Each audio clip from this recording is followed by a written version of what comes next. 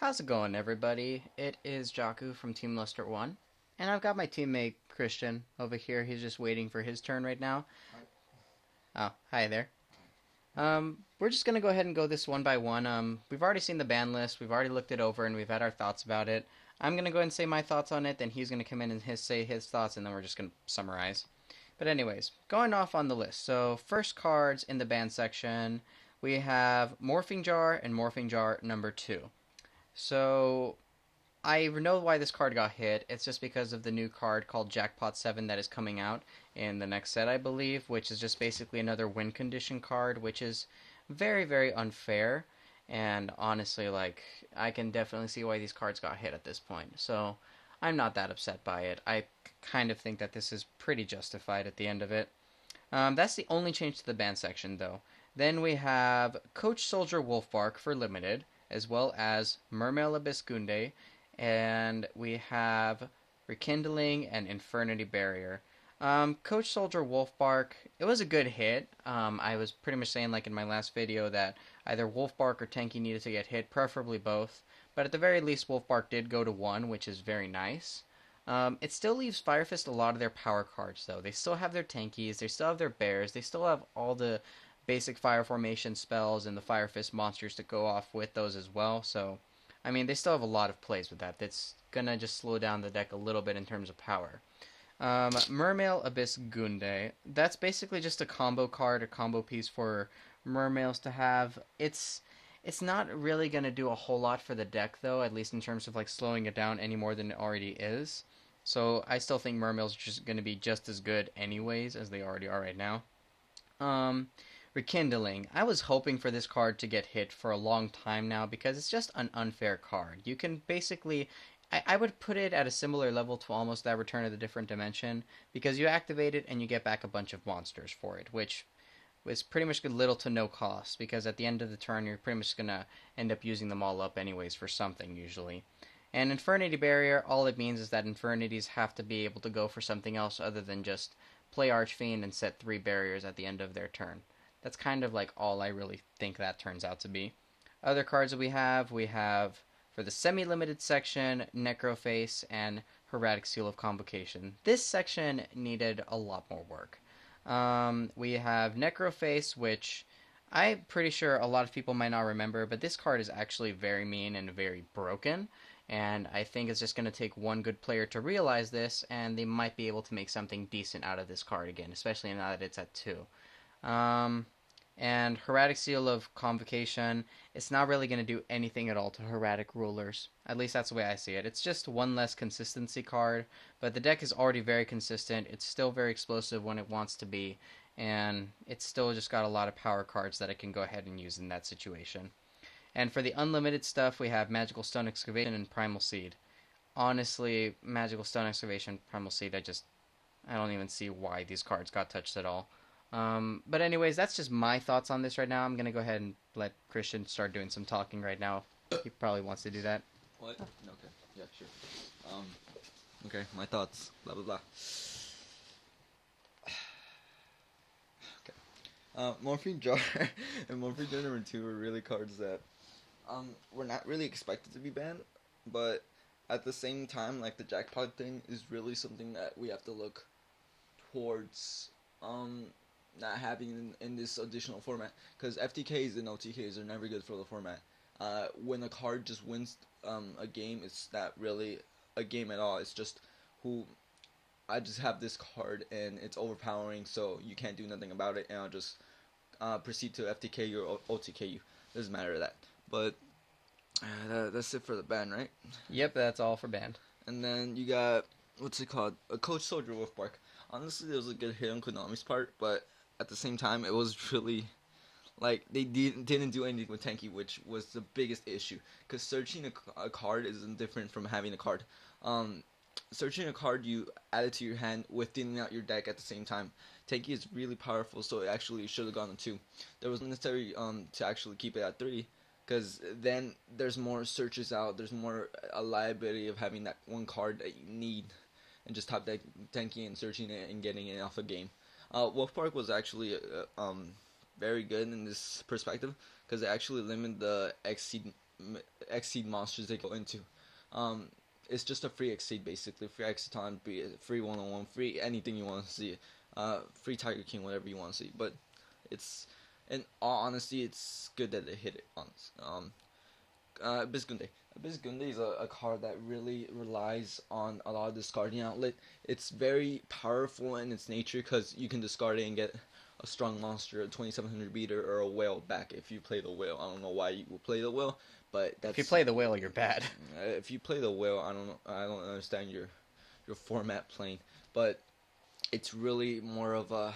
It's like, I'll discard you, I'll get a free monster out of it, and I get to plus off of my effect from my original monster that I summoned. Anyway, it's Rekindling. Rekindling, of course. Rekindling is a free monster reborn. It's nothing, not specifically said anything else. It's just a free monster reborn. You play, you get 5 monsters back if you want to. You have to actually at this case, but it's 5 free monsters. You synchro probably make a librarian, then something else, then draw off of it, and then. In the right instance, it's just Quasar, pretty much. It's Quasar, and if you draw a second one, oh boy, you're gonna like wreck your opponent really hard. At this point, it's really destructive, but I didn't really see it getting hit because honestly, the Valves are not really doing anything. But at the same time, it's really strong. It's a free monster reborn. Inferno Barrier. Inferno Barrier was a card that really struck me at the beginning because really Infernies are really doing nothing in this format. They're just sitting there doing nothing. Some players are actually playing it, but at the same time, they're really not topping. They're not really showing anything towards to actually gain hit. There's no really incentive of actually gaining hit because Infernies can do all this. They can set 3 back row, but they're not topping. That's the thing that's a mystery to me. Honestly, they should be topping. More people should play them. And a lot of people actually are playing them, but I don't know why. But whatever. Necroface. Necroface is a card that really, like Joaquin said, provided OTKs in the past, really build out your opponent. It's really a card that Konami is taking a chance on and hoping they don't have to limit or ban it again. Because this is a really strong card that actually can mill your opponent out. And in certain situations, people will find a way to actually make this card useful and actually just win duels off of it. It's not. We've seen it so many times with other cards. It's not even a joke to honestly Yu-Gi-Oh community because one card can change the game entirely. We've learned that. Just imagine what Judgment did to everything. Hierarchy of Convocation. This is a card that really honestly Ashes should have gotten hit. This is not really a card that really should have been touched. At the same time, it's a card that should be touched. At the same time, you got a card that searches for any Harak in the deck as long as there's no really condition to it. You can special summon, you can do anything when you want, whatever, blah blah blah. You can do that. Search for any out that you need, any card. If we in back row, you go Sue, whatever, blah blah, and you special summon, proceed to OTK your opponent without any task.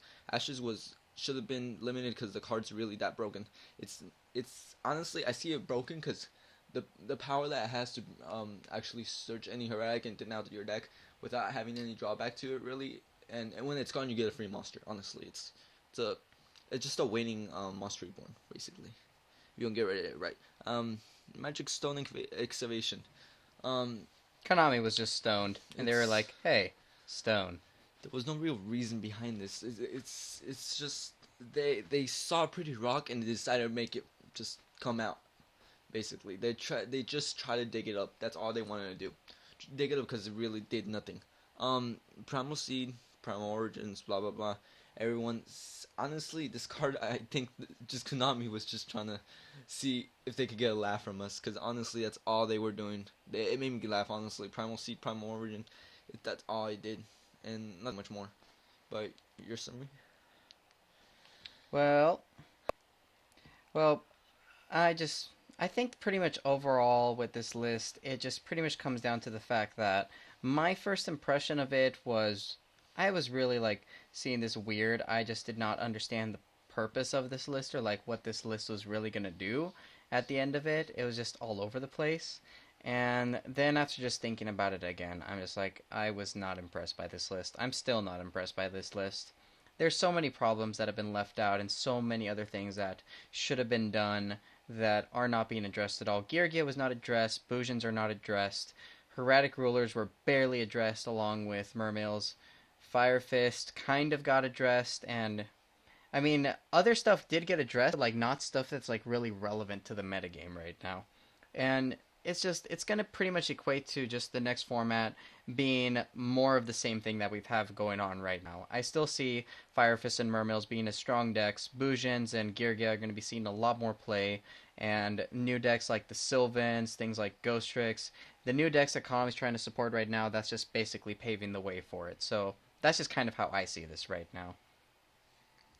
I see it as a way Konami trying to take more control aspect of the meta. It's not really of having a spam and I'll hit you with 5 for 9,000 or whatever if you upstart or whatever. Honestly, upstart practical. I mean, honestly it would have been funny if they actually took that away from the players, because it was really a stupid concept of just having how many cards if you played triple reckless, triple upstart. Triple. That's basically just 34 cards in your deck. About 34 cards. It's really an aspect of just drawing, and having the LTK. I agree, it's good for combo based decks, but it's really a stupid thing that people shouldn't really have gone into. It's just I see it as life points are important to me as a player, but at the same time, Upstart is a really good card. So I can argue on both sides forever, but the point is that it's I would have laughed my ass off if Upstart Goblin and Reckless Greed got hit on this list. Really funny. I would have found that hilarious. But that's pretty much the fact that Konami actually did this is pretty. I'm not gonna really complain on this because I got really nothing to complain about. They didn't touch my deck. I have more opportunities to actually make other decks, and really I was thinking of actually making Heretics and Mermals at this time. But when I saw that list, I was just like, man, it's like, I knew that if none of your stuff got touched at all, bro. Yeah, and nothing got touched for me. I was just like, okay, Konami's really messing up, because you still got a power up of Girigi, honestly. I'm glad it didn't get hit, but at the same time, I gotta compete with other Girigi players at the same time. I really don't like the aspect of having more power decks in the game. I'd rather have a control base, even though I'm an aggro player. I'd rather have a control base where you can actually do something instead of having your opponent have bigger monsters than you, and you just can't go over them unless with an what's it called, an Exiton. And we all know Exiton's expensive. Only good players, or actually people that actually have the money, can actually support that money and finish into Yu-Gi-Oh, which normal people like us can't really go into. But I just have one. In addition to all the fact that a lot of decks were not addressed, I just have one more complaint. Why the hell is he still in this section? Why the hell is he not back at 1? Because your boys are getting support, okay? I'm not satisfied. They're getting support. I'm not satisfied. They're getting support. Because we have to deal with this crap until July 13th, which is going to make it just in time for it to basically go all the way until the World Championship. What happens if he comes back then? Well, actually, not the World Championship, National Qualifier. But anyways, yeah, if he does come back, then I will go ahead and forgive Konami a little bit for their insolence. Yeah. Alright, I guess that's where we're going to go ahead and leave this off at. Let us know what you guys thought about this ban list, if you thought that it was good, if you thought that it was bad, if you really don't give a crap about it. But otherwise, thanks everybody for watching. This is Jaku. I'm making Dragon News again.